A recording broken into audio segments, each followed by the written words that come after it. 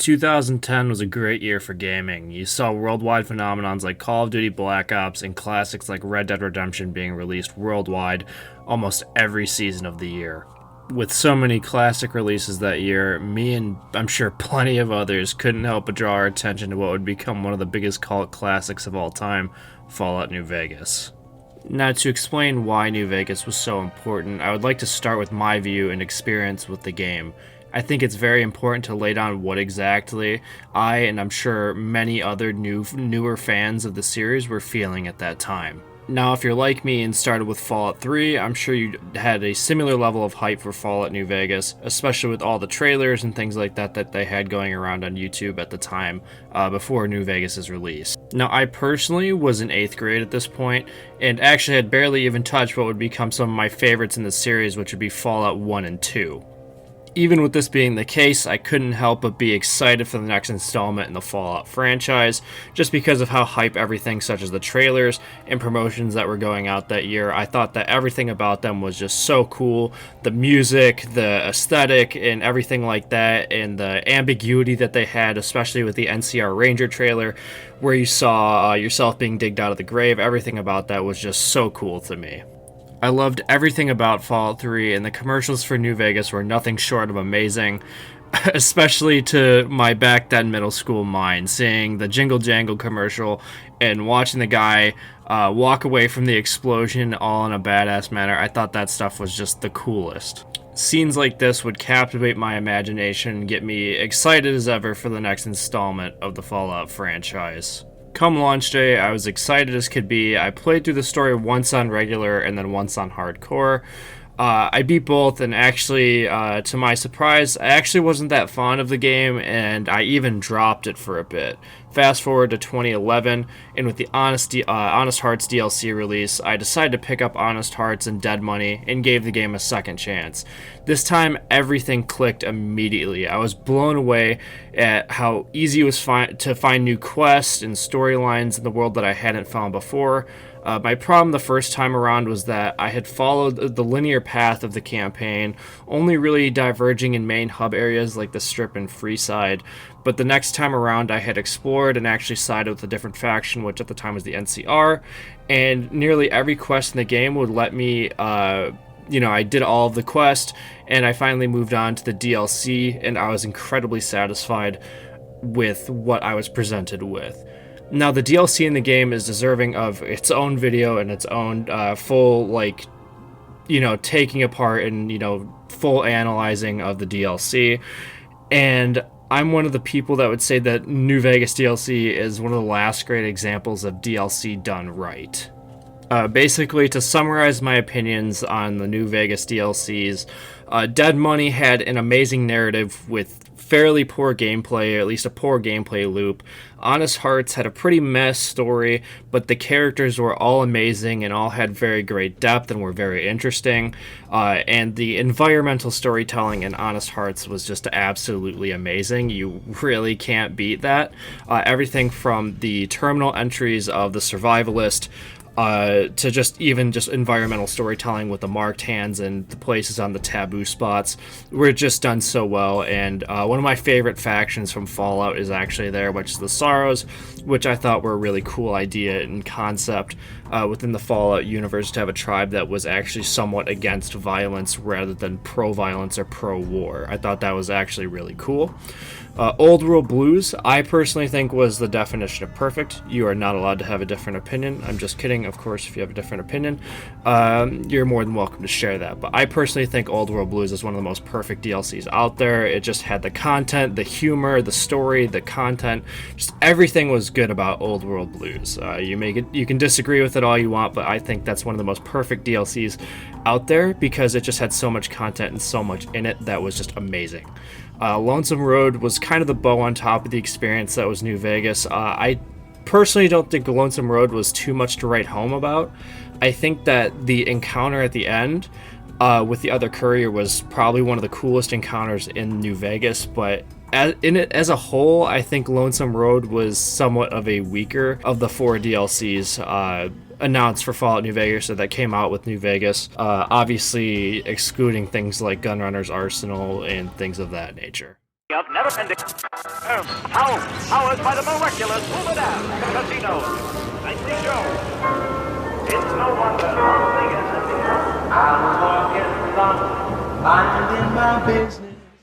Alright, so next we're going to move on to the gameplay aspect of New Vegas. So, at a glance, the gameplay between New Vegas and Fallout 3 had very little changes, which is somewhat true, but I would say somewhat not true as well. The meat and potatoes of New Vegas' gameplay resides in the increased amount of player choice offered with any given scenario. You have several different ways that you can complete any different quest, which is one of the things that everyone loves about New Vegas. There are very few quests in New Vegas that have one outcome, and that's what makes New Vegas such a great game, or such an important game. Many of the quests and side stories have several different branching paths and ways that you can deal with the situations in the given. Quests like Beyond the Beef offer, 5 different ways that you can beat the quest, whereas most games usually only offer 1 or 2. You have the good way and the bad way. See, that's the thing about New Vegas, is that it offers different branching paths and it allows you to be morally questionable. Games like Mass Effect 2, they usually only offer 1 or 2 different options to complete a quest, and it's usually something like you have your good way of doing something and your bad way of doing something. So, like, if Mass Effect 2 had a quest like Beyond the Beef, your options would be you would get it shut down in a legal way, or you would just kill the guy yourself and get it shut down, and the results would be the same either way. It's just that one way you would do it in a more somewhat questionable or morally gray way. But either way, the results would be the same, and you'd just be kind of left off with that same feeling. But in Fallout New Vegas, that's not the case. You have, I think, 3 or 4 different quest endings for Beyond the Beef, and you can even side with the people, you can let them go, you can have so many different outcomes, and that's one of the things about New Vegas that just makes it such an important game. It offers that level of choice that I don't think I've seen since the release of New Vegas, or since I played New Vegas. In quests like Beyond the Beef, Volaire, Wang Dang, Atomic Tango all breathe so much life into the world, and each one has so many different outcomes depending on the moral stance of your character and the choices you make throughout the duration of the game, that it's just insane. So, like a quest like Volaire, you can destroy the boomers, you can enlist them, you can just disable them or make them have to move on. There's so many things that you can do.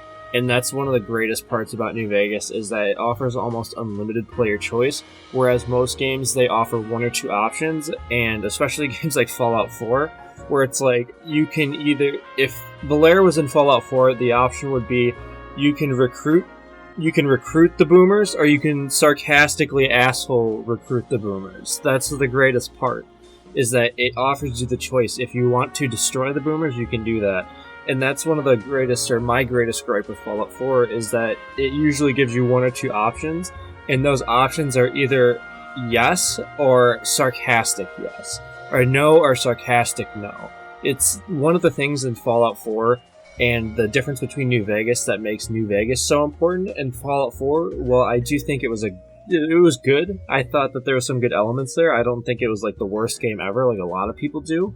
But I do think that there's a lot of differences there that just make it so there's no comparison between New Vegas and Fallout 4. Fallout 4 was in its own right good, but I think when you compare it as an RPG, there really is no comparison between New Vegas and Fallout 4. And moving on to the gunplay, the New Vegas gunplay with Fallout 3, they were very similar, but I think there was some more serviceable elements in Fallout New Vegas versus Fallout 3.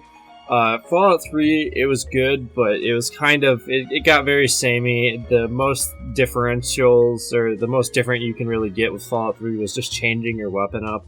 And most of the weapons are fairly similar unless you're using something like the Fat Man or the Experimental Merv. Not to say that it wasn't fun, but it could get very samey at that point.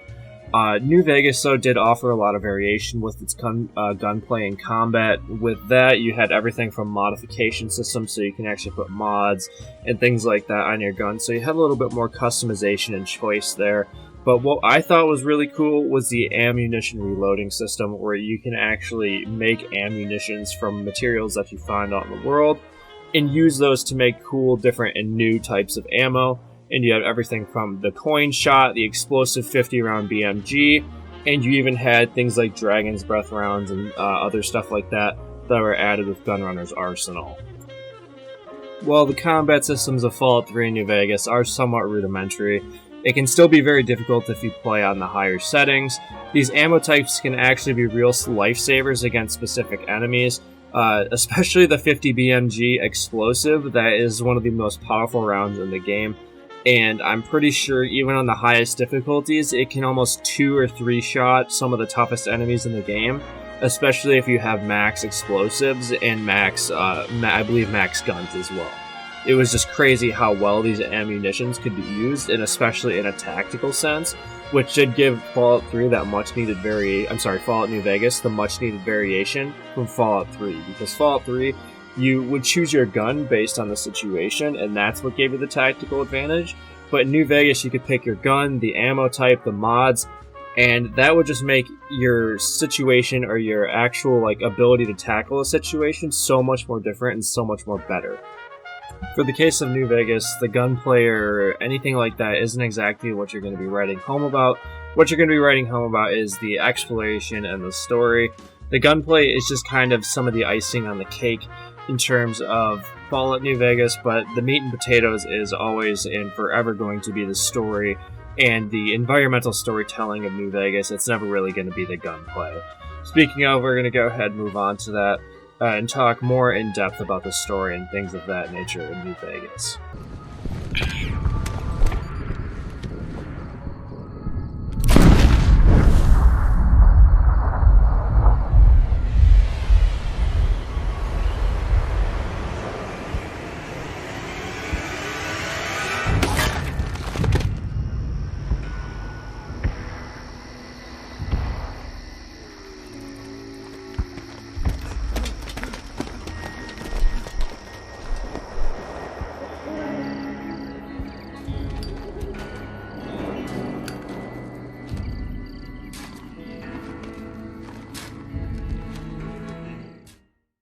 The story of New Vegas is one that's not so easy to explain, and that's arguably one of the best parts about it.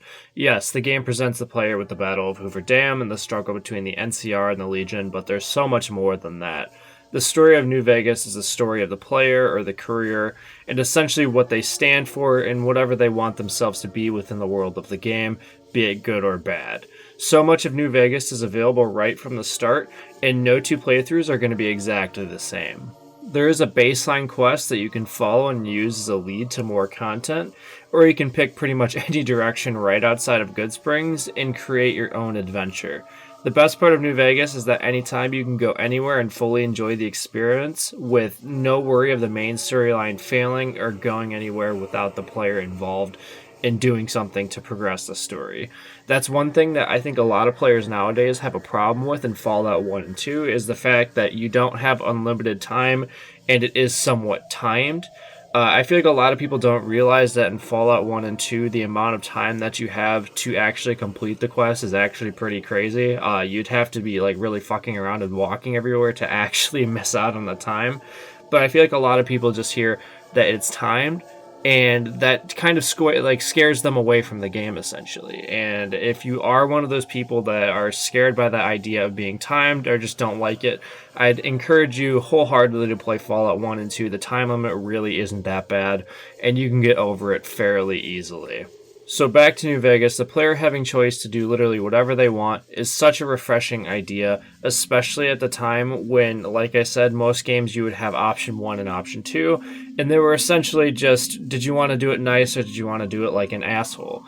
And seeing that this game offered everyone the chance to do whatever they wanted to do, be an evil asshole, go to great lengths to be good, and everything like that just made the game so much more special and so much more important to the video game industry, that they were offering choices and offering different ideas and things like that that the player could go through and make their own player or make their own character or legend within the world of New Vegas.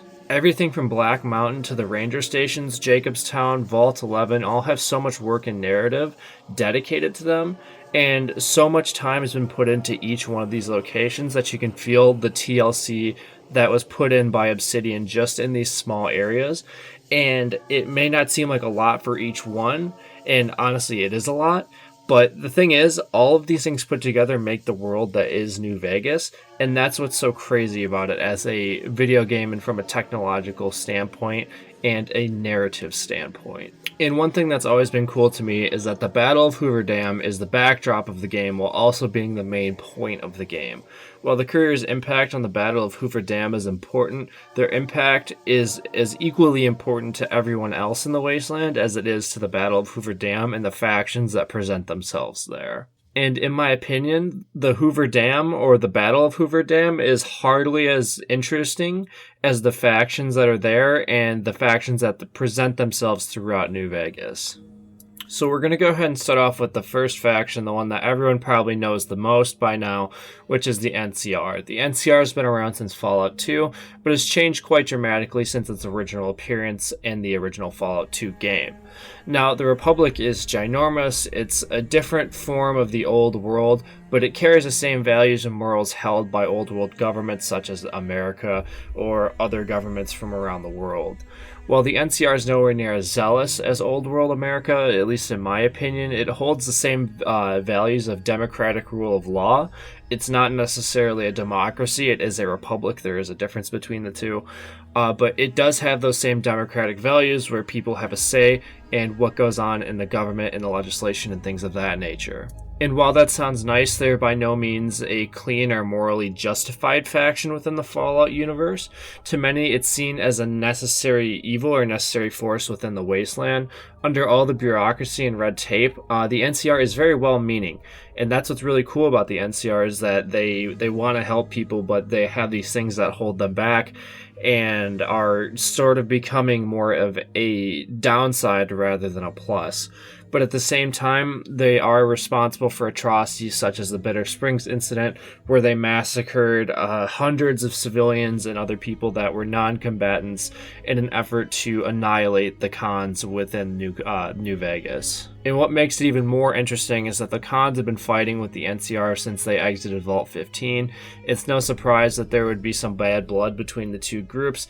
The idea that the leaders of the Republic who had relatives or ancestors who were killed by the Khans in the past or even kidnapped, things of that nature, and they would use their power to essentially annihilate the Khans once and for all is a very real thing. That's what's cool about New Vegas is you learn deeper into the story. You learn that they were ordered to do that.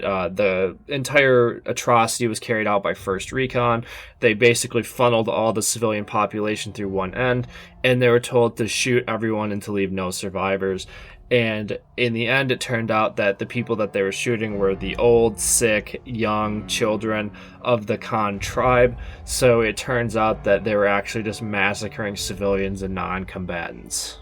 Events like this, it humanizes the NCR in a way that is not exactly in their favor. It shows that they have these flaws and they have these things about them that are not perfect, but also it does raise the question, is this a necessary evil? Is this something that you should put up with for the idea of safety? It also makes anyone who sides with the NCR ask themselves if progress is a valid excuse for a blatant crime. Next, you have the Caesar's Legion, an army of slaves who are unapologetically fierce and brutal in their tactics.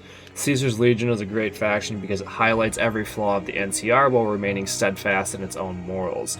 The Legion is great because it's realistic. It doesn't shy away from the idea that life in the Wasteland needs peace, needs law, needs order. And that peace will not come through just regular, just laws, by the books, policing, but through conquest, bloodshed, war, and everything of that nature. The idea of the Legion is essentially peace through war, meaning if you conquest and take everything, there will be no one left to fight and peace will finally reign. In the Legion, strength rules over all, weakness cannot exist if humans want to thrive in the Wasteland. The Legion harshly criticizes things in the NCR like politics. They don't like the way that the NCR fights with words, as they put it. But even that, it's kind of funny because politics do kind of reign within the Legion. You have the politics of the Kaiser, the politics of Lanius, the politics of Volpace, and the way those three interact with each other, the different opinions and things like that within the Praetorian Guard, they all come into play within the Legion, and that's what makes the Legion cool, is because it's very human. It's the brutal and maybe the uglier parts of humanity, but it is very human, and that's what makes the Legion so cool and has captivated the imagination of, I'm sure, thousands or whatever, how many amount of Fallout fans that have experienced or played through Legion campaigns, or even preferred the Legion to the NCR or whatever ending you choose throughout the playthrough of New Vegas. Overall, what makes the Legion the most interesting, I believe, is its general concept. It's one of the strongest moral factions, but it's also one of the weakest, because it's the chain that holds the Legion together is the Caesar. And if the Caesar's gone, it loses that chain, and essentially the Legion could crumble from that. The Legion, the way you can kind of put it, it's like a bull that's been tamed by the Kaiser, but the second the Kaiser is gone, the bull will rampage until it's put down or there's just nothing left. Unfortunately, the Legion didn't receive as much content as was planned due to the time constraints of New Vegas. I believe they only had like 2 years to make this entire game, which is just crazy. But the Legion it's left a huge impression on all Fallout fans, and everyone who's played New Vegas will come out of the experience knowing about Caesar's Legion and will have their own opinion on Caesar's Legion as well. A question I want to ask you guys is, do the ends justify the means of the Legion? It's said that life under the Legion is actually fairly peaceful and free of violence due to high level of punishment dished out for people who break Legion laws. Is that safety necessarily worth your freedom? The Legion brings up this question and raises many good points. Yes, the Legion is brutal, but so is life in the wasteland. Is the safety brought by the Legion worth your freedom and the ability to do whatever you please, such as scavenging and doing other things of that nature? Or is it just too much? Are you sacrificing too much freedom for safety? That's one question that the Legion brings up, and it is a very valid point. And so you might be wondering where I'm kind of going with this. This all just helps set the stage for the world. While most people would rather see the NCR around than the Legion within the world of Fallout New Vegas, most people just want to be left alone. Not many people support the NCR wholeheartedly, and you're hard-pressed to find anyone who supports the NCR that isn't wearing its uniform or is from California. And that's what's really cool, is that they have these two factions here, and they show their interaction with the world, and you see that most of these people, they don't want anything to do with these people. They want to be left alone, they want to be on their own devices, and they don't want to have to do with taxes, laws, rules, and they all just think, well, what the hell, why do these guys get to come in here and tell me what to do? And that's what I think is one of the greatest parts about New Vegas, is because it humanizes all of these actions, from everything from totalitarianism to just the idea of living free, and the idea of freedom, and kind of balancing between the two and saying, well, look, these people can't defend themselves. How are we going to justify this without justifying this? And I think it raised a lot of questions in just regular daily life that shows exactly how human the game can be. And it shows just a lot about like real life and how things work, because you have these people who are too weak to defend themselves, these settlements, and then you have these giant governments coming in and taking over, and it really does raise the question that, are these people giving up their security and freedoms for the right to these big governments? And it just really kind of raises a lot of questions, and I think that's what's making Fallout New Vegas one of the best games out there, is because it asks all these questions and raises these questions while making you think. A good game will always make you think more than it'll just be, oh, you can do this, you can shoot this. It'll make you think. A good game will always make the player think and question their actions within the game. So next I want to move on to one of the sub-factions. The first one I'm going to go ahead and talk about is the Great Khans. The Khans are an amazing faction within New Vegas. They are a raider and chem dealer group, but at the same time they are very human as well. They do what they must do to survive, and I personally think raiders for the New Vegas Khans is a fairly harsh term. I think tribal warriors kind of fits them a little bit more, as the Khans are rarely attacking and wiping out settlements. They're a little bit more isolationist, and yes, they do mug and rob, but most Khans do that on their own device rather than as a group. I think the Khans are a very underrated group within New Vegas, as they kind of humanize the tribals often depicted as bumbling morons or warmongers within the Fallout universe. They do bad things, but they do these things as a survival instinct, and they usually do the right thing if they're pushed in that direction by an outside force. The Khans are very sympathetic, as they just want to survive and thrive like other groups in the Wasteland, but their problem is they often do it in a misguided way.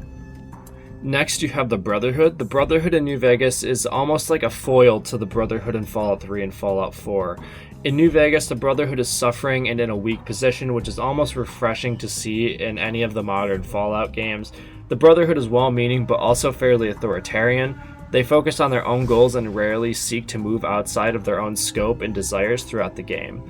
Even willing to assist Caesar's Legion by attacking Helios 1 if you choose to side them with the Legion throughout the Legion questlines. And what makes the BOS even more interesting is how drastically you can change them throughout Veronica's questline, which I think is very cool and interesting to see how they can go from a more, they are complete isolationist.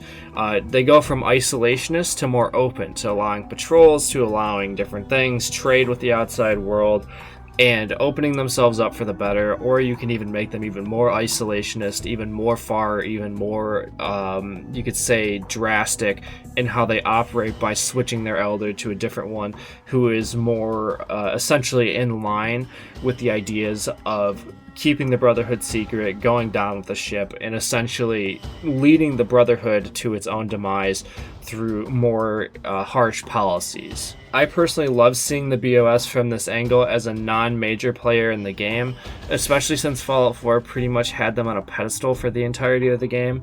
Look, I know Fallout 4, a lot of people really like the BOS. I personally just think Bethesda has them a little bit too high on a pedestal, and they kind of don't really represent the Brotherhood from the games of the past. I don't think that the Fallout 3, the Fallout 4 Brotherhood really represent the Brotherhood of Fallout 1 and 2. I feel like it's kind of just someone from Bethesda who is like, I really like this faction from the old games, and now this faction is going to be a badass on the East Coast, you know, kicking the ass of the Enclave, even though in the past the main force Brotherhood of Steel got their asses handed to them by the Enclave, but that whole discussion is for a different video. Next up is the Boomers. I think the Boomers are interesting, but fairly basic in their presentation. It's a tribe that likes to blow things up and came from a vault. While they do have a lot of cool backstory, Boomers are a faction that I think got the least of amount of attention put into them. Well, what they did in New Vegas in less than 2 years is nothing short of amazing and damn near a miracle. I feel like the Boomers are somewhat incomplete. Even with this sentiment, the Boomers are another group in New Vegas and in the New Vegas world that present an interesting ideal of pure isolationism. They raise the question, is it right for the outside world to disturb them, or should they be dealt with because they tend to blow up innocent prospectors and civilians who accidentally get too close to their territory? I think this is really nice, and it's a really nice touch to the New Vegas world. But again, I think the Boomers, they could have used a little bit more fleshing out, for sure. They just seem a little bit empty. There's a lot of quests that deal with the Boomers, of course, but I think the Boomers in general, they were very bland and very basic. I think the quests with the Boomers were all fetch quests besides a few, and then there was the one where you talk about Boomer history with the kid, I forget his name, and that quest was fine, but at the same time, I feel like a lot of them were just too basic of fetch quests. Fixing the plane was really cool. Seeing the plane fly ahead and over Hoover Dam, no matter what side, what faction you picked, unless you picked House, or I don't know. I believe if you pick House, he makes you destroy the Boomers, but it's been a while since I've done a House playthrough, so forgive me if that's not the case. But anyway, when you see the plane fly over Hoover Dam dropping the bombs, that's one of the coolest things of the Hoover Dam fight. But at the same time, I do think that the Boomers themselves, they kind of were a little bit too basic to be something that was like a major takeaway from Fallout New Vegas. So next, I want to go ahead and talk about the Fiends.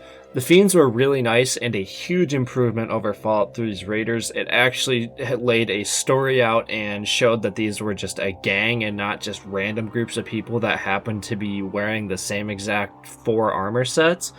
It actually showed that they were a faction, and that's what I really liked. Looking through all of the cut content, especially with like Motor Runner, Driver Neffy, Violet, Cook, and all of them, there's so much cut content that I really wish made it into the game, and dialogue and things like that. I think it would have been awesome if you were able to actually side and become more friendly with the Fiends of Vault 3. And it's just really sad to see that got cut. Of course, you can kind of restore that with mods and things of that nature, but seeing that it was cut is very disappointing. But at the same time, they actually added layers of story to the Fiends and Raiders and just made them not random groups of murderers and marauders, which I think was a huge step in the right direction, and is another reason that Fallout New Vegas was such an improvement to Fallout 3, is because there wasn't just random groups that existed just to attack you. See, in Fallout 3, raiders were just used as a bland, nameless NPC to attack you. They were just called raiders. In New Vegas, they actually bumped it up to just, there's named fiends, of course there's just the lower ones, but they're not just an enemy to attack you while you're walking around. They're an actual force in the wasteland, which I think was a huge improvement over Fallout 3. Another aspect of storytelling in Fallout New Vegas that I think is somewhat underrated, because a lot of people, they don't really like to go through and read terminals. I think terminals are one of the most underrated forms of storytelling in the Fallout universe. Even Fallout 4 had really great terminals, and specific ones are the greatest, like the Survivalist story and Honest Hearts. But in general, I think some of the best storytelling in Fallout is done through terminals. So if you're one of those people that have never really read the terminals, I would 100% recommend having a playthrough and just reading all, like picking some terminals out and just reading through them randomly. I think they tell a lot of story, and they tell a lot of the story of the pre-war life and what politics were like going up to the Great War, which is one of the most interesting parts of the Fallout universe. I did also want to talk about the Enclave Remnants. As a huge fan of Fallout 2, I think this was an amazing callback. And what's even cooler is you even have references to Fallout 2. You have the old lady who is in the Novak Hotel, who is a vertibird pilot, and you'll later learn, if you do the quest, that in Fallout 2 there's a crashed vertibird outside one of the towns, and they actually connect her to that vertibird, which I thought was really cool. It's a really cool piece of storytelling, and it calls back to the earlier games. And these connections, especially with the Enclave Remnants, were done so well. And they've talked about how exactly they deal with the Enclave, how the Enclave are seen as war criminals by the NCR. If you have the Enclave Remnants side with the NCR, they'll actually be detained after the Battle of Hoover Dam, and they can be arrested and tried for war crimes. And same thing with Ganon. If he wears that family power armor and you side with the NCR, he can be grabbed and tried for war crimes at the end of the story, which I thought was very amazing, very nice touch, and very cool. I like that they had the Enclave Remnants, how they had the Enclave bunker and things of that nature. They had that vertibird down there, and everything about that was just so cool that they actually took the time to put that callback to Fallout 2, and they humanized all of the Enclave soldiers, which I liked even more. You talk to a lot of them, and a lot of them have a very troubled past, and they've had a very hard time coming to terms with what they did while they were in the Enclave. And I think that is one of the most amazing parts, is that every character, and even the most small or more menial parts of the game, they're fleshed out and they're made to be human. That's what I think is the best part. I know I keep saying that. They're human, they're human, they're human. But that's one of the things about Fallout, and one of the things that I think makes Fallout New Vegas so important is that it makes everything so human, and it makes it relatable. Like, you can understand why people feel the way that they do. And that's what they did so well, is that they put these human elements within Fallout New Vegas. Yes, if you look at Gamebryo Engine and the characters inside of it, they look like clay. They look like they're Play-Doh. But the fact that they were able to take these stories and use that together to create such an amazing world with New Vegas is crazy. And I think the Enclave Remnants are a great addition. So I think that's probably one of my favorite groups within New Vegas, because I like talking to them and talking about Enclave. And the Enclave is honestly one of the most interesting factions of the Fallout series. They're very evil, but at the same time, again, it's a very human faction. It's the people inside of it question it, especially if you look at Fallout 2. You had that group of soldiers who you can actually talk out of, going along with the Enclave, and they'll actually fight with you against Frank Horrigan. And it shows that no matter what, humanity will always persevere through evil. And I think that that's a very true sentiment, that people will always realize what's right in the end. And not everyone will, but most people, or at least the general population, will realize and side themselves with a better power or higher power. And to me, I always thought it was really cool because when the Enclave Remnants side with you, they kind of see it as like, well, we fucked up in the past, but we can kind of use this to make sure that the right person wins the Battle of Hoover Dam and kind of rectify our past. So if they say you side with the NCR, they say, well, yes, I'm helping destroy the Legion because the Legion, they kill people, enslave people, and do all these bad things, so I'm going to go ahead and help the NCR and maybe right my wrongs, or I'm going to help the Courier and right my wrongs because we know that the Courier is going to do what he can to make life better for everyone within the Wasteland. And some of you might think that the Courier is the best choice for the Wasteland, and you wouldn't be wrong. There's a lot of different choices, and a lot of choices that can either be good or bad for the Wasteland. Which one exactly is the best for the Wasteland, that's yet to be determined, but we will talk about that a little bit more here on the channel. We're going to go ahead and end this part of the video right now, though. It's hitting about 30 minutes, so I want to kind of just make a few separate parts. I talked about the story as well as a bit of the gameplay. Like I said, the gameplay wasn't too much to write home about with New Vegas, but you weren't coming to New Vegas for the gameplay, you were coming from the story, and that's exactly why everyone stayed. Anyway, guys, to wrap up, I appreciate you guys watching. Please like, comment, subscribe, all that good stuff. This is my first time doing any kind of video in like the video essay format, so please feel free to leave any kind of comments or anything that I can do to improve the video in the comment section. You guys have a good day. Peace. Away. You weren't using it anyway. Vivisectors online. This will only sting for a decade. What did you do with the brain? That was the most important part. What do you mean, lost it? We are under siege! Mobius! You will never survive my deadly robo-scorpions!